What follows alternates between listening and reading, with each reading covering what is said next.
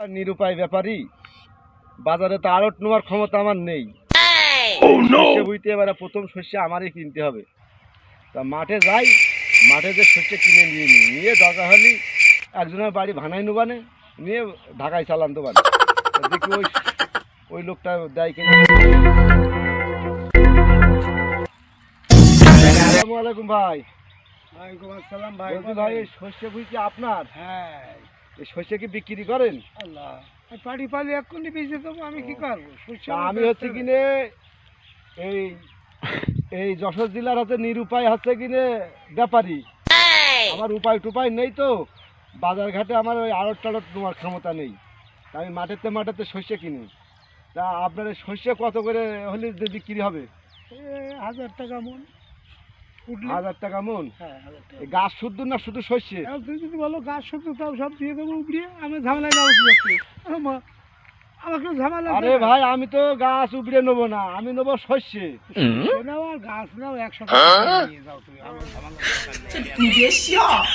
আরে কি কায়দার শোকে, এই লোক দেখছে সব দিয়ে দিচ্ছে আছে, আমার বাড়ির জ্বালানি নেই, আমরা কাজ করি। আচ্ছা ভাই, ঠিক আছে, তাহলে আপনার এই শস্য যেন বেচা কিনা করেন না। বেচা কিনা করেন না, মধ্যম একদম রাখতে হবে তো। শোনেন, আমি আর তোমার কাছে আপনার- দেখছি কিরাম করে আপনার কি আছে কিনে ওই কিছু বায়না দিয়ে যাবো? বাইনা দেওয়া তো আমারও একজন ব্যাপারী আছে। আমি ব্যাপারীর সঙ্গে দেখা করবো। সালামু আলাইকুম ভাই। ওয়ালাইকুম আসসালাম। এই আছে কিনে ওই লোক বলছিল ব্যস্ত, তা আপনি কি হচ্ছে কোনো পার্টনার টার্টনার? পার্টনার বলতে কি ভাই, জি। উনি যখন বনে হুম, তখন আমার বলা কো, আমি আবার মধু চাষ করি তো। আচ্ছা কারণ এই মধু ওই ফুল যখন ওঠে, আমি তো আগে বলি রে, যখন ফুল ওঠে তখন মাসির নেমন্তন্ন করি, বললি মধু চলে আসে।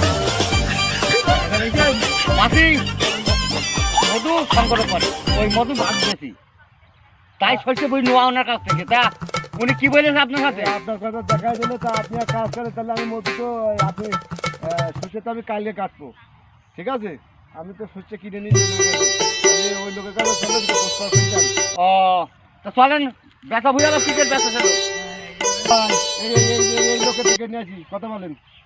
এই ভাই, শস্যই মধু হয় না ভাই? এই বই আপনার যখন ফুল না ফুটে তখন না আপনার সাথে বাইনা দেওয়া। তা আপনি তো এই ব্যাপারে আবার ঠিক করেছেন কেন? আমি তো মধু বানাবো। আমি ভাই বলে ফেল দিয়েছি, তা এখন কি করব? এখন তোরা যাই কর, দুজনাই মিলে মিল কর। ভাই, এখন লাভ ওইসব হলে কথা চলে যাক, যাবে। ওইসব কথা যাক, এদিকে আছে, দুই ভাই একটা পরামর্শ করি। তা করো করো করো করো পরামর্শ করো। ওই তুমি যে কথাটা নোয়া হয়ে গেছে আমার।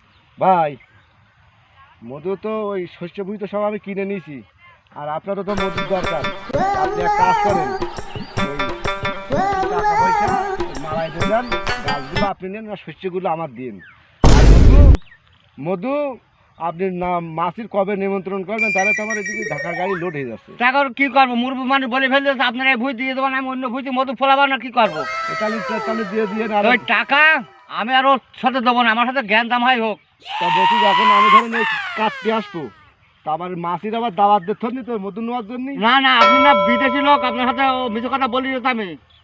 আবার বুঝেন বলে আমরা বলে মাসির খুব ভয় পাই, কামড়ে দেয়। না না, মাসি বলবো না, মাসি বলতে ওই বুঝতে লাগে তোমার। আপনি এই বই কেটে নেন, আর মুরব্বী মানুষ বলে ফেলতে করবো কি? আচ্ছা, তাহলে চলেন। আচ্ছা।